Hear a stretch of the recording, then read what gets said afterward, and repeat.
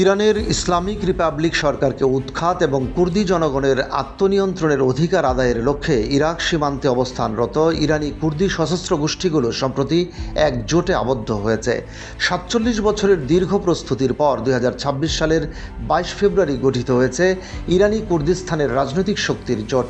এই জোটে Kurdistan freedom party, Kurdistan Democratic party সহ মোট ৬টি প্রভাবশালী সংগঠন একত্রিত হয়েছে। কুর্দি নেতারা জানিয়েছেন, ইরানের ভূখণ্ডে ঢোকার পরিকল্পনা দীর্ঘকাল ধরে চলছে, তবে এখনও পর্যন্ত সীমান্ত অতিক্রম করা হয়নি। কুর্দি যোদ্ধাদের প্রধান হানা ইয়াজদানবানা বলেন, আমরা এককভাবে কোনো অভিযান চালাই না, সব কার্যক্রম জোটবদ্ধভাবে সমন্বয় করি। তবে আকাশসীমা পরিষ্কার না হওয়া এবং ইরানের অস্ত্রভাণ্ডার ধ্বংস না হওয়া পর্যন্ত বড় কোনো আক্রমণে নামা সম্ভব নয়।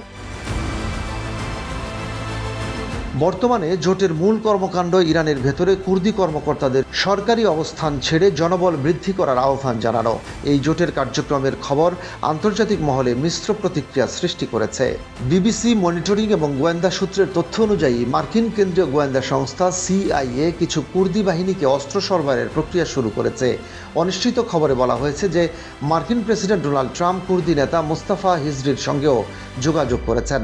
তবে ইরানের অভ্যন্তরে বিরোধী শক্তি যেমন রেজা পাহলভি এই জোটের বিচ্ছিন্নতাবাদী অবস্থানের সমালোচনা করেছেন। পাশাপাশি ইরাকের কুর্দিস্তান অঞ্চলের স্থানীয় কর্তৃপক্ষ উদ্বিগ্ন। একদিকে জাতিগত ভ্রাতৃত্বের কারণে কুর্দিদের আশ্রয় দেওয়া হয়েছে, অন্যদিকে প্রতিবেশী ইরানের সঙ্গে সম্পর্ক বজায় রাখা চ্যালেঞ্জিং হয়ে উঠেছে। আহওয়াজি ও সিরিয়ার কুর্দি গোষ্ঠী জোটকে স্বাগত জানালেও ইরান সরকার কঠোর অবস্থান নিয়েছে। রেভলিউশনারি গার্ডস IRGC জোট ঘোষণার পরই কিছু ঘাঁটিতে হামলা চালিয়েছে। বিশ্লেষকরা মনে করছেন, এই জোটের কার্যক্রম ইরানের অভ্যন্তরীণ বিদ্রোহকে আরও তেজি করে তুলতে পারে।